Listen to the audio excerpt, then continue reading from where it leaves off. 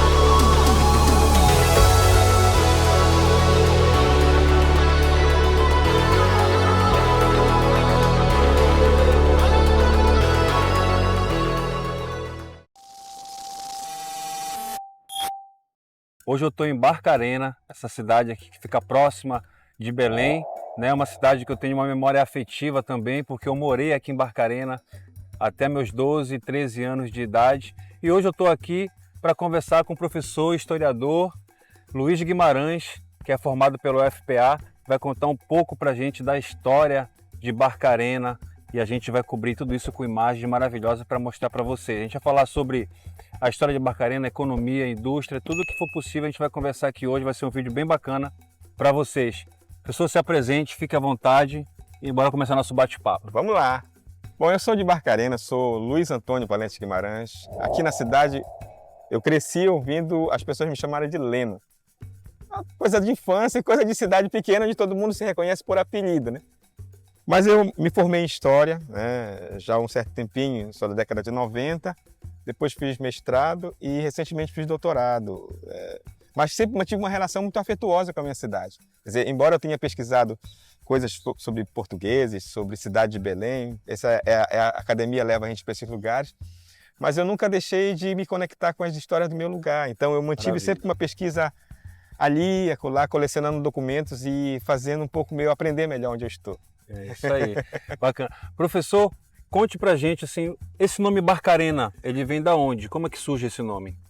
Bom, então, cara, Barcarena, eu acho que as cidades amazônicas têm uma característica que tem muito a ver com esse fluxo de aproximação, né? E descobertas, né? Nós estamos aqui a 20 e poucos quilômetros de Belém. Então, se a gente pensar nessa cidade, a gente tem que pensar assim, isso aqui cresce como uma grande Belém. Quer dizer, como o processo de conquista colonial que nasce com a conquista de Belém, Barcarena, isso aqui é uma extensão. Ela faz parte da região metropolitana de Belém. Hoje ela faz parte da região metropolitana, mas dentro da sua gênese, da sua construção, ela também ela poderia ser localizada como se fosse esse espaço de conquista espiritual. O avanço espiritual da Amazônia, ela também implica nessa conquista dos territórios e Barcarena se insere nesse conjunto. Então, para a gente conhecer como é que ela se insere, compreender um pouco dessa dinâmica do espaço. Tá?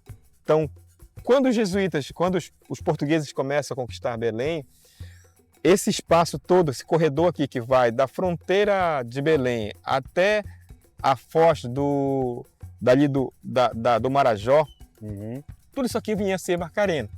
Mas naquela altura, nós temos, portanto, dois núcleos de ocupação principais, que é o núcleo lá chamado de Mortigura, que hoje é Vila do Conde, e depois tínhamos um outro núcleo que foi ocupado, que era uma outra missão religiosa chamada Jibirié. Então, essas duas reduções, elas têm uma conexão entre si, que era demonstrar o avanço colonial que era feito pelos portugueses mas também uma conquista espiritual, marcando seus passos.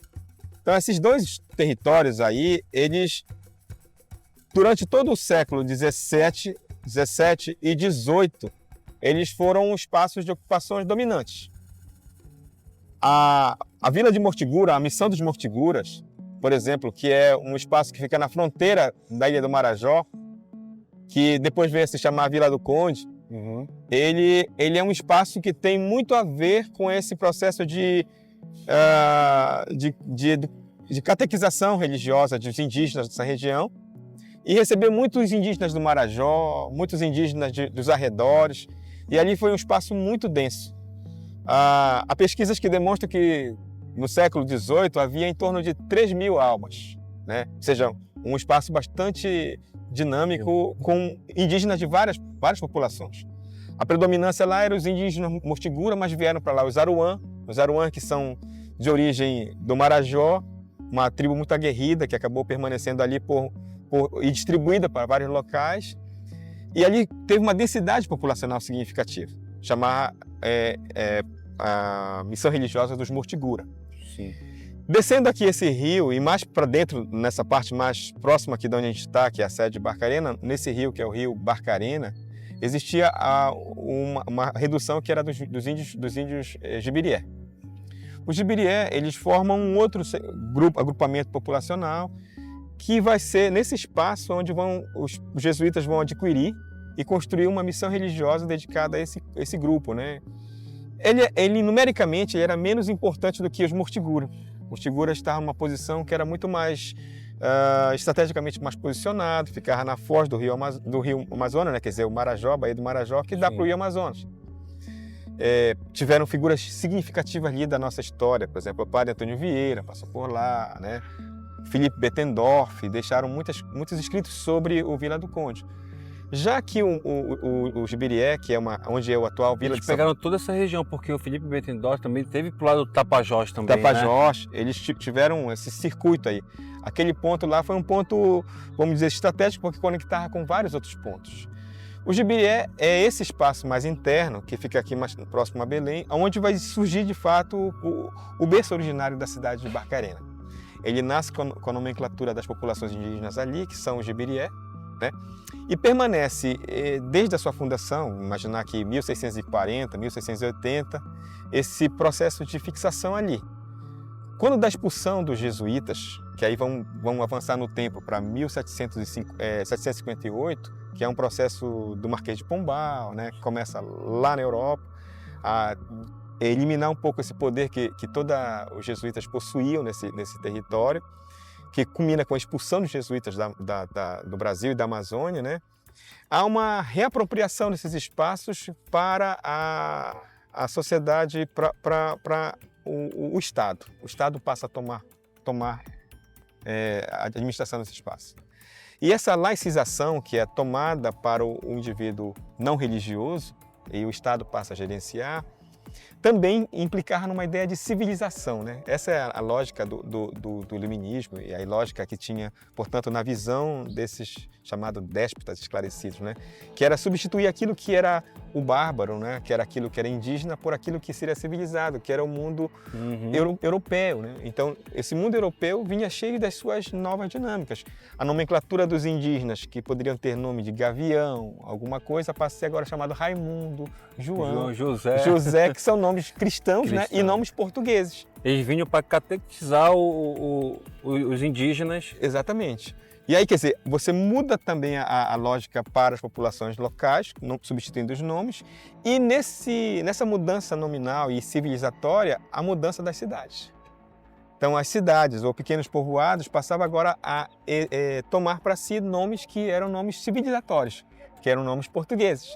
Então, é nessa lógica que a gente vai compreender como esses povoados indígenas e depois missões religiosas tinham uma nomenclatura indígena, passam a inspirar um nome civilizado. Para nós, Barcarena se transforma, a antiga missão Jibirié vira Barcarena, e Vila de Conde, que era o Mortigura, vira Vila de Conde, a Vila de Samaúma, que é ali na fronteira de Abaetetuba, que é a Vila de Samaúma, vira Beja. Né? E todos esses nomes são nomes portugueses, são cerca de 25 nomes. Se a gente for procurar esses nomes, existe lugar em Portugal com esse mesmo nome. Existe a nomenclatura transpostas de Portugal para cá. O critério para isso, Beto, não existe, não consegui. Já perguntei para tantas pessoas assim, houve uma norma estabelecida para a escolha? Parece que não. Uma coisa assim surge muito na espontaneidade da identificação nominal. Só que no caso de Barcarena, nós temos duas cidades que são super interessantes. E aí vamos à questão da história do nome, de fato. Né? Que aí vem muita coisa legal para entender um pouco desse imaginário que tem em torno dessas nomenclaturas. Então, o nome Barcarena, né, como o nome Vila do Conde. Então, Vila do Conde é uma vila portuguesa. Né, do norte de Portugal, que não saberia, seria equívoco e até forçoso dizer que teria uma justificativa para colocar a Vila do Conde na Vila Mortigura, que é Vila do Conde. Mas Barcarena tem uma coisa que é muito curiosa. Aqui nós temos um espaço onde talvez a nossa dificuldade, hoje nós vivemos num mundo conectado, a gente tem muita notícia do nosso lugar, mas a gente consegue acessar muita informação fora, né? Nós temos um nível de educação hoje que possibilitou muita coisa nas mudanças mentais, né? Quer dizer, nós temos hoje muitas faculdades, os alunos conseguem acessar documentos, informações, estudos, professores... Hoje em dia está na mão, né? O celular, você consegue pesquisar qualquer pessoa e qualquer história, né? Exato, mas se nós recuarmos no tempo, para os anos, para o final do 19, início do 20, ou aliás, de todo o século 20, eu digo que houve um apagamento dessas memórias, né? A população ela tem poucas escolas, né? O acesso à informação era muito limitado, as pessoas tinham pouca possibilidade de ter informações do passado que eles viveram. Então, nesses lugares, e eu começo por aqui falando sobre isso, Barcarena viveu um apagamento de conhecimento. E frutificou em torno disso uma imagem mitológica. E nós temos uma coisa que eu acho que o mito surgiu no tempo presente, não no passado. Então, no tempo presente, surgiu uma ideia de que Barcarena teria surgido, o nome seria fruto de uma lenda que envolvia uma barca, né? Uma barca portuguesa que teria entrado pelos rios da Amazônia. E essa barca, que era tripulada por religiosos, né, conquistadores e tal, ela teria entrado e o nome dela seria Arena, né? E essa barca teria navegado até a um ponto da cidade e ficado próximo da igreja, e lá ela encalhou, lá ela foi colocada, e essa barca teria sido apodrecido, mas os nomes ficaram ali. Então, quando o pessoal imaginava barca, né, associava a arena. Bora ver barca, onde a cidade tem a barca Arena, barca Arena. Cara, essa lenda parece que ela frutifica nos anos, no meados do século XX, né? Mas vinha muito dessa ausência de conhecimento. Bom, tudo isso aqui, e esse nome se popularizou de forma tão massiva que virou nome de barco, nome de lugares, nome de bares, nome de lugar, associação do barco e tal. Quando eu começo a estudar, isso me inquietava, e não só a mim, mas outros estudiosos, mas era uma ideia subliminar, que era essa ideia, não, nós temos uma história que se conecta com Portugal, com histórias portuguesas e tudo mais. E aí eu me debruço a isso, era uma questão tentar inventariar, né? Bom, você abre hoje, você vai lá, Portugal, você perto, nos arredores de Lisboa tem uma cidade com o mesmo nome, Barcarena. Barcarena, como tem Bragança, como tem Beja, como tem Vila do Conde, como tem Faro, como tem Aveiro, tudo são nomes de cidades portuguesas que vieram transpor para a Amazônia. Então, você vê o estudo, ele abre caminhos e abre, né, então, e te mostra a verdade, né? Então, isso foi dizendo alto lá, né? A pergunta toda era como isso chegou aqui, né? Então, o que a gente consegue perceber? E aí vieram surpresas em cima de surpresa nessas descobertas. A primeira certeza é que, assim como Barcarena, mais de 25 cidades amazônicas receberam essa nomenclatura exatamente nesse período. Sim. Na época em que o Pombal faz o processo de emancipação, né, a expulsão dos jesuítas, ele também modifica o nome dessas vilas. Todas são fundadas em 1758 e elas ganham essa nomenclatura portuguesa. Barcarena, portanto, ela é uma cidade que fica nos arredores de Lisboa, e aí vem uma descoberta que é muito significativa. Também em Lisboa e em Portugal, houve uma época em que os muçulmanos ocuparam a Península Ibérica, né? os muçulmanos, né, o islamismo, ele avança do norte da África e ocupa toda a Península Ibérica.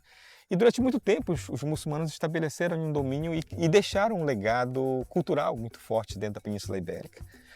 Entre os quais estão nomenclaturas para descrição de ruas, de vias e tal, e deixaram nomes que remontam a essa época, e são nomes islâmicos.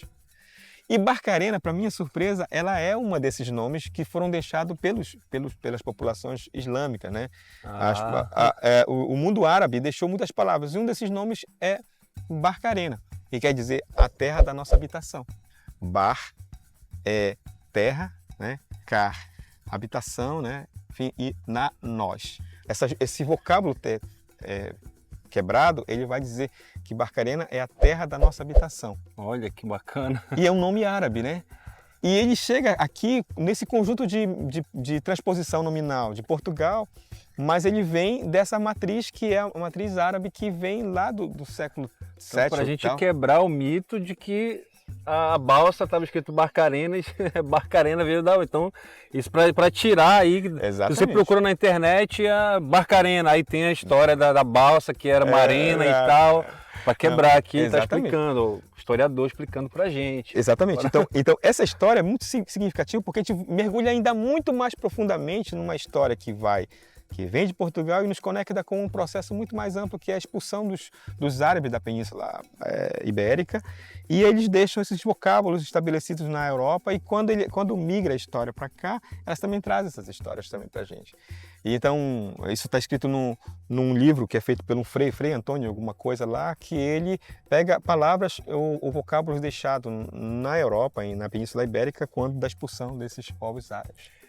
Professor, qual a ligação da população de Barcarena com os rios aqui e volta aqui de Barcarena? Olha, recentemente eu tive num congresso religioso aqui de Barcarena, porque há uma intenção de construir uma paróquia, né, da paróquia que temos, que é a paróquia de São Francisco Xavier, para uma paróquia que é uma paróquia ligada à população ribeirinha, que é nomeá-la como a paróquia dedicada à Nossa Senhora do Tempo.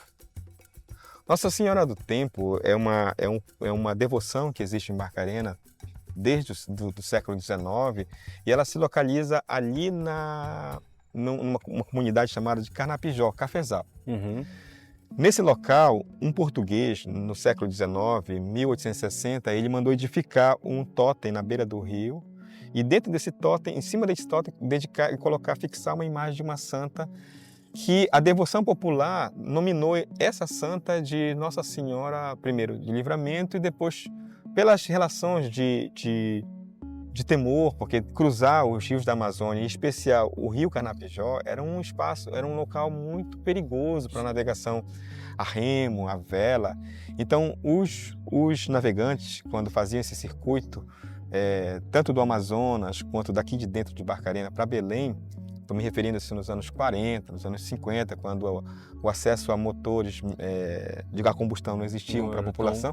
Fácil, né? Tão fácil. Quem andava de vela, andava de remo, sempre se alagava. Então, a relação com a santa passa a ser uma relação devocional, né? As pessoas passavam, deixavam ali no pórtico velas, ex-votos, promessas, coisas que foram alcançadas e tal. Sempre por conta de entender que aquela santa o protegia dessas condições do mar, né? Da relação com o temor de sofrer perdas, danos e tal. Então, olhando para isso, Beto, nós podemos dizer que nós temos uma relação muito própria com o rio, né? O rio foi sempre o local de entrada, saída, de chegada, de tudo, né? As cidades amazônicas, elas nascem voltadas ou conectadas com o mar, né? Com o rio.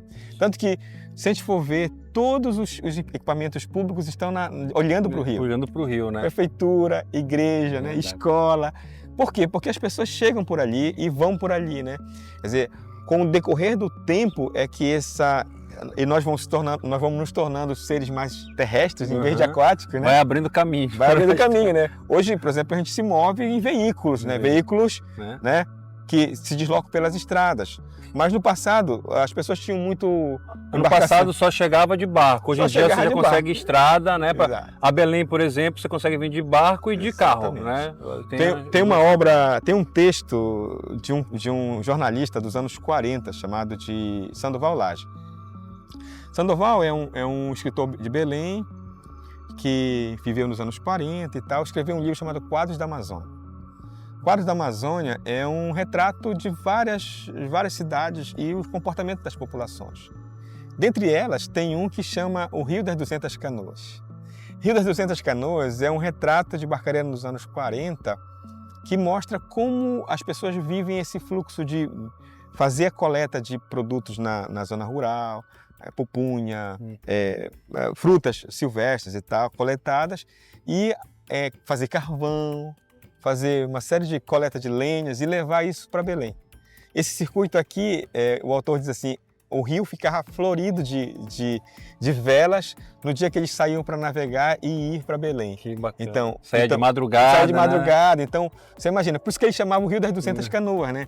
Por conta desse fluxo contínuo de trabalhadores que viviam das águas para levar os seus produtos para Belém, para vender e para, né, fazer a sua subsistência. Esse rio que a gente está aqui agora, qual é o nome dele? Barcarena. É o rio Mucuruçá. Mucuruçá. Ele tem umas nomenclaturas que são, por exemplo, dadas de acordo com a temporalidade. Isso aqui já foi chamado de Rio Barcarena, a extensão do Rio Barcarena. Às vezes chamaram isso aqui de Rio Carnapijó.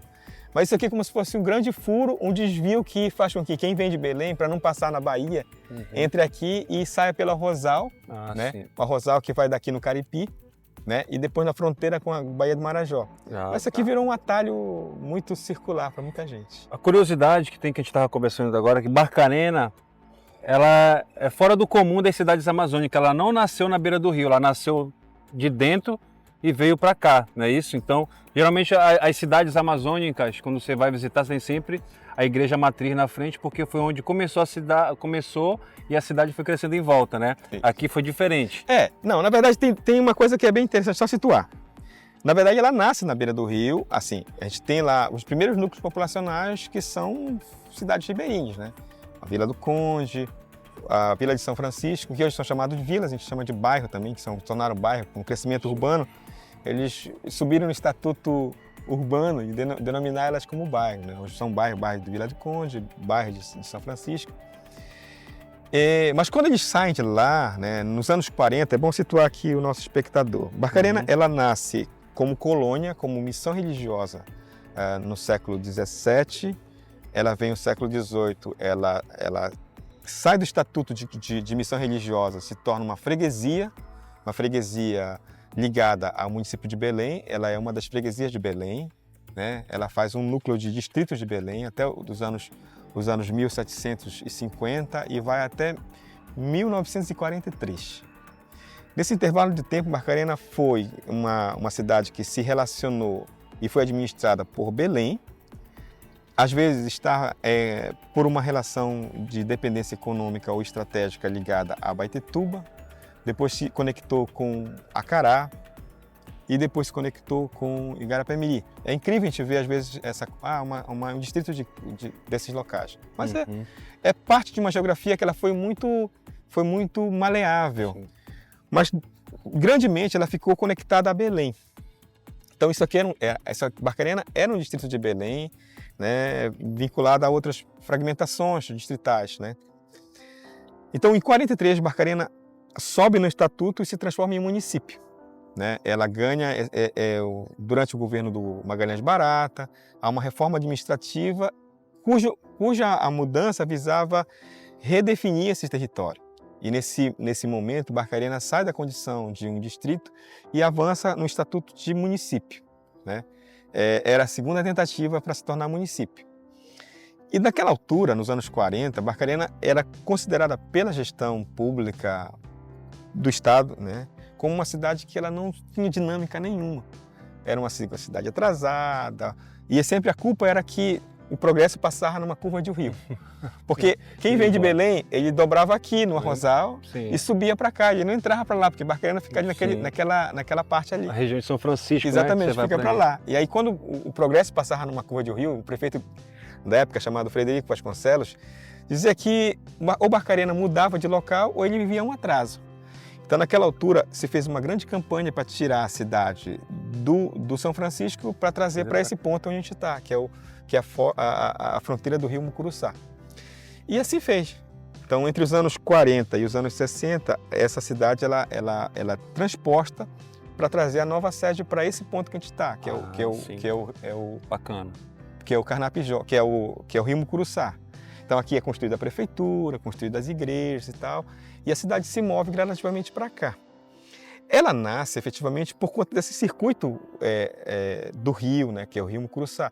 Mas eis que naquela altura já se tinha notícia, né, de uma rodovia que está chegando por trás da cidade, e aí a gente vai descobrir que ela realmente ela é proposta como que se tornar um entroncamento que ia conectar todo o Baixo Tocantins, que era aqui nesse espaço que a cidade está se movendo, porque a Moura Carvalho, inclusive foi o Moura Carvalho na época que era deputado, estava propondo a construção dessa via que ia conectar todo o Baixo Tocantins até chegar no Cafezal, né? Que era o ponto mais próximo de Belém via terrestre.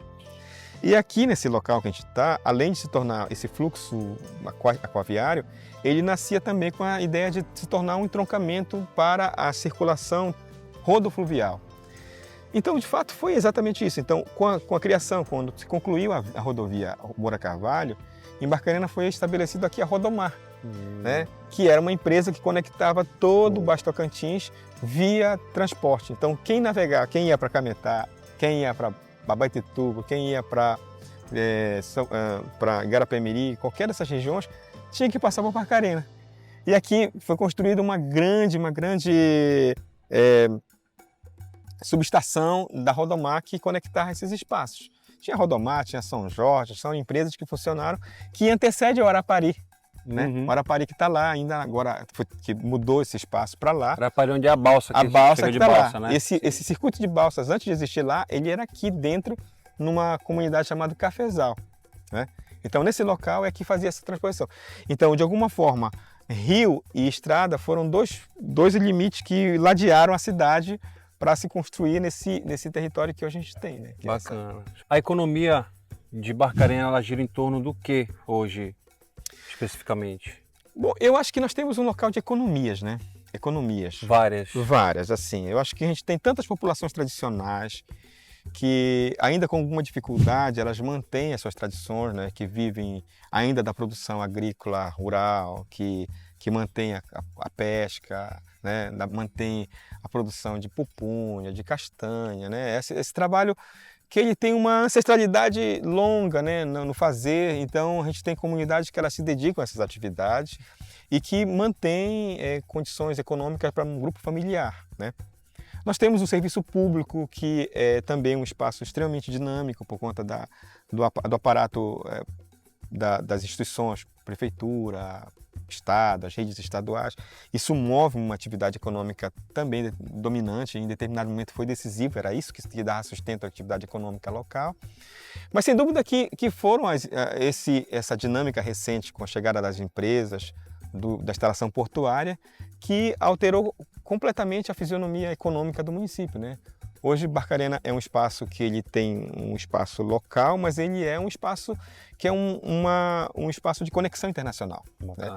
Quer dizer, é daqui que todas as atividades econômicas mais próximas do norte circulam. É como se fosse uma grande embocadura onde você encontra tailandeses, né, japoneses, americanos, negociando com os portos que chegam produtos e saem produtos daqui. Aqui está virando uma mini Santos, né? A atividade portuária que é muito dinâmica. O espaço logístico hoje de Barcarena atende uma frequência mundial. Então, tanto que o interesse econômico em Barcarena não passa mais somente pelas decisões municipais. Elas são interesses que transcendem essa dinâmica, né? O governo do estado tem um olhar muito ativo para Barcarena. O governo federal tem essa preocupação com as políticas locais. Hoje a economia de Barcarena não gira em torno somente dessas questões locais, elas são decisões que extrapolam essa dimensão, né? Nós temos rodovias de acesso de soja, que vem todo do centro-oeste, deslocar pelo Porto de Belém, pelo Porto de Barcarena, pelo Porto de Vila do Conde. Temos gado vivo que sai daqui e que vai para o Oriente, né? Então, é um circuito econômico muito dinâmico, né? E por isso gera relações econômicas de fronteiras muito para além da nossa dinâmica local. Verdade. Tem uma curiosidade que você possa me contar sobre Barcarena? Ninguém sabe, uma novidade pra gente, uma curiosidade. Bora ver se a gente ganha aqui uma. Cara, Barcarena tem... Eu sempre descubro muita coisa, sabe? Porque, bom, eu sou assim, um cara que sou jovem, então eu sempre acho que eu tô descobrindo, né? Porque eu não nasci sabendo que eu... Sim, todo dia a gente aprende alguma coisa, né? E descobre alguma coisa. Quando eu te contei a história de que os árabes tinham a ver com o nome, isso pra mim foi uma... né? Mas assim, o que eu posso te dizer é assim, olha, nós estamos numa cidade que ela tem a cabanagem como um berço muito forte, né? Assim, as pessoas talvez aqui a gente não tenha noção. Por isso existe a Vila dos Cabanos. Que exatamente. Teve relação a Vila cabanagem. A Vila dos Cabanos, ela nasce com um projeto de comemoração ao 6º centenário da cabanagem, os 150 anos da cabanagem. Ela está conectada com aquele monumento que foi feito pelo Oscar Niemeyer lá em Belém, né, que tem lá no entroncamento. Né, aquele marco lá, eles são irmãos. Né? A Vila dos Cabanos foi nomeada por um cara chamado de o Carlos Roque, né, que a Codebar contrata para ele renomear as ruas e a vila com o nome dos Cabanos. Né? Sim. Mas aí essa que é a questão, né? Então, além de ter um único local de todo o Pará que tem uma cidade dedicada para homenagear a cabanagem, que é a Vila dos Cabanos, mas isso se conecta com a própria história afetiva, né? Nesse local que a gente está, 2 grandes personagens da cabanagem viveram aqui e morreram aqui, né? Um deles é o Cônego Batista Campos, né? O Cônego é um padre, um religioso que viveu aqui no Icaraú. A família dele é do Icaraú, que é uma comunidade local aqui, né, de fazendeiros, que tem Sesmarias, do século XVIII ainda. E uma família extremamente tradicional, e ele é um padre que vai se tornar grande opositor do regime de Portugal, né, na época Lobo de Souza e tal. E o Cônego, ele teve embates através da imprensa, não só ele, quanto pessoas da época, né? E ele tem uma coisa que é muito... Quando eu conto isso, eu digo para as pessoas, a gente tem noção, né? Imagina, num determinado momento, ele vai ser perseguido pelo governo por conta das suas ideias, e ele começa a fugir dentro das matas, né? Isso no ano 1834. Dezembro de 1834, o Cônego está fugindo das forças do Estado. E ele vem fugindo, né? Passando de casa, de amigos e tal. E chega nas vésperas do Natal fugindo, aqui, 1834. Ele atravessa e vai embora por esse rio, que é o Rio Arrozal. Já doente, ele acaba falecendo aqui numa casa de um amigo, que era um outro religioso, chamado Eugênio de Oliveira Pantoja, que era um padre na época, religioso também, que deu albergue para ele. Lá ele adoece e morre na noite do dia 31 de dezembro de 1834. O pessoal não consegue levar ele para Belém para sepultar, já que ele era da Sé, né, de Belém, não consegue, ele fica aqui em Barcarena, o corpo dele é velado aqui e sepultado na igreja de São Francisco. O corpo dele hoje tem uma pequena caixinha com restos mortais dele lá colocado, e ele fica em Barcarena e acaba sendo sepultado aqui, o Cônego Batista Campos. E... Só para quem não sabe, a cabanagem ela não aconteceu só numa região da Amazônia, foi quase toda a Amazônia, né, que teve a revolução da cabanagem. Então passou por vários lugares, vários municípios do Pará, não só do Pará, como de outros lugares também, outros estados, não é isso? Cada cidade tem uma história que conecta, né? Mas essa história aqui começa aqui, porque a morte do Cônego em 34, 7 dias depois, os cabanos, né, que certamente saíram daqui da Ilha das Onças, saíram daqui do Cafezal, saíram do Arapari, saíram dos arredores, e outros já estavam amotinados em Belém, dão um ataque a Belém e 7 dias depois da morte do Cônego, aqui eles matam o governador do estado. Né?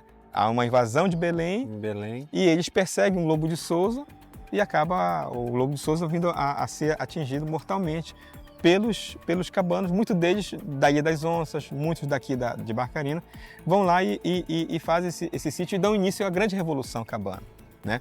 Então, e os cabanos eles eram formados por ribeirinhos. Ribeirinhos, população ribeirinha local, que naquela altura, Beto, sequer tinham noção. Hoje a gente vive muito dessa coisa da imagem, né?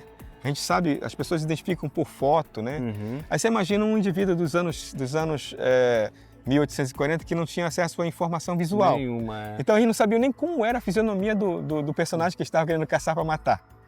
Eles só sabiam que ele tinha uma mecha branca no cabelo, que chamavam de malhado para ele.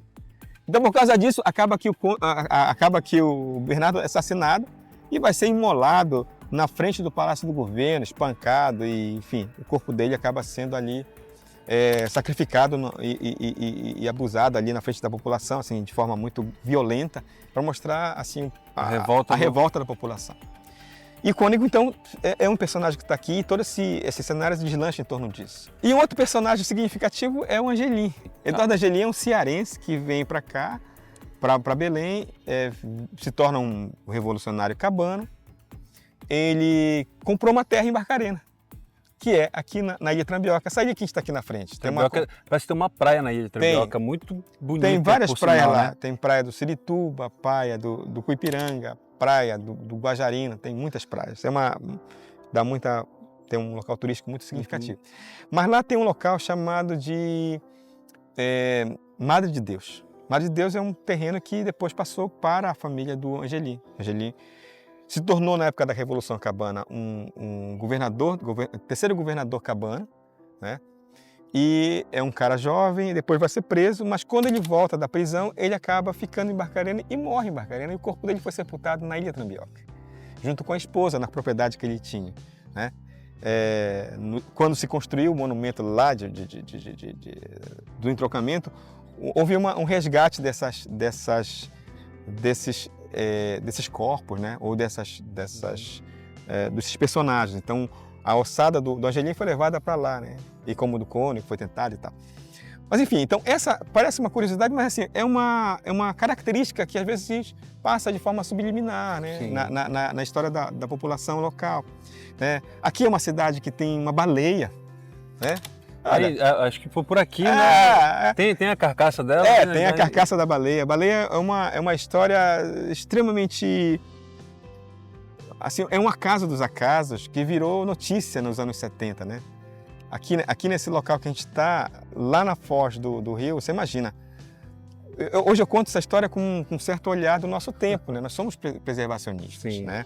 Acho que toda atitude que a gente tem em relação à natureza, às espécies animais, vegetais, é de dizer, olha, calme lá, nós temos que ter um outro olhar. O tempo nos fez ensinar que floresta e os mares e a natureza precisam ter ela já está muito desgastada, né? Só que o homem, nos anos 70, ou seja, 50 anos atrás, ele tinha uma relação diferente com a natureza, né? Então, aqui a história é narrada da seguinte forma, né? Alguns pescadores avistam um peixe muito grande, né? Causa aquela admiração, mas eles vão para lá e se armam de tudo que tem. Facões, terçados, machados e espingardas, arpões e tal, e vão cercar aquele monstro marinho, naquela altura um monstro marinho, né?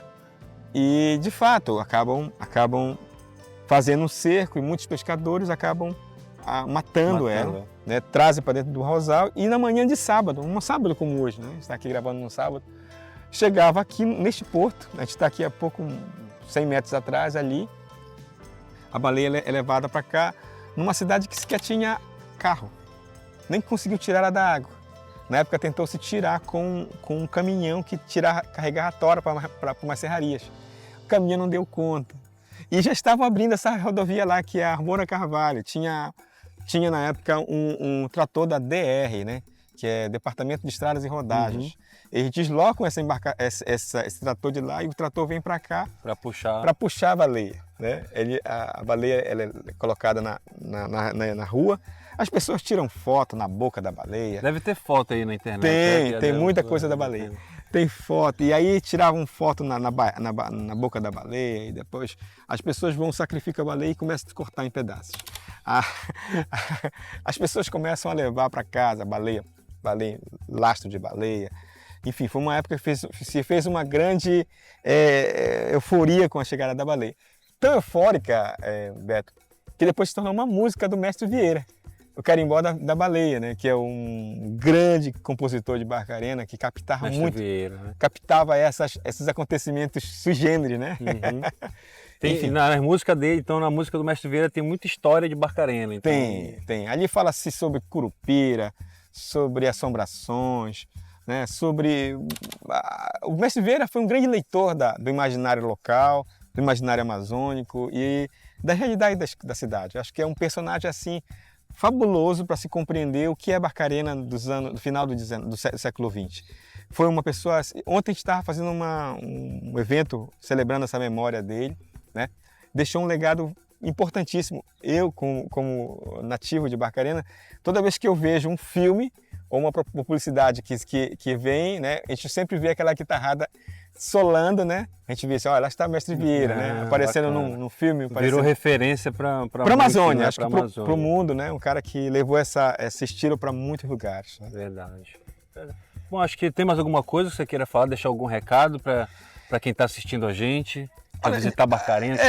Eu acho que dizer que Barcarena é uma cidade hoje muito dinâmica, né? Acho que essa história ela começa com uma cidade pequena, mas hoje Barcarena é uma cidade extremamente incrível, atrativa, né? A gente está num ponto que está sendo reformado há pouco tempo, uma cidade que tem uma orla maravilhosa.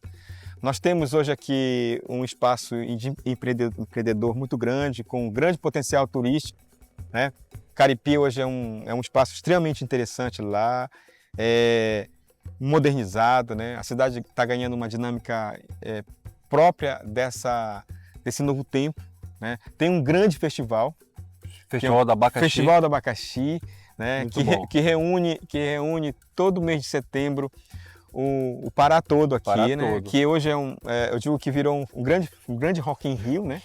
Que nasce uma estrutura gigantesca, né? Que tem uma festa extremamente hoje de alcance internacional. Rock in Rio da Amazônia, Festival do Abacaxi. Quem quiser aproveitar um dia e conhecer Barcarena, vem para o Festival do Abacaxi, que vai ter oportunidade de ver um espaço grandioso que tem tentado corresponder ao seu tempo, né?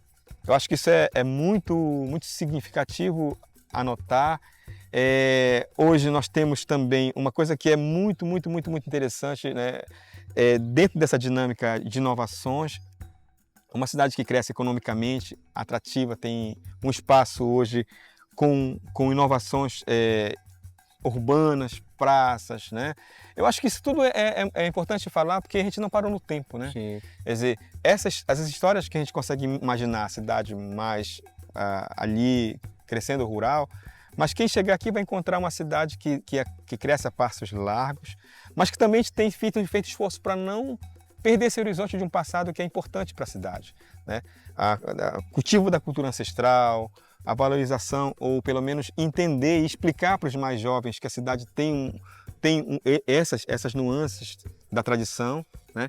Que é importante que as pessoas, quando cresçam, né, e vejam o futuro, não esqueçam de olhar para trás, entender personagens, pessoas, né, que deixaram legados para as cidades. Então isso para nós é um grande desafio. Então fica o convite para você que está aí nos vendo pelo YouTube, pelo Instagram. Fique à vontade para conhecer Barcarena. Se você é de Belém, se você é de outro lugar da Amazônia ou do Brasil ou de outro país, venha conhecer Barcarena. Professor, muito obrigado pelo bate-papo. Foi um prazer conhecer o senhor. Obrigado pelas histórias aí. Um grande abraço. Bora amazoniar. Beleza.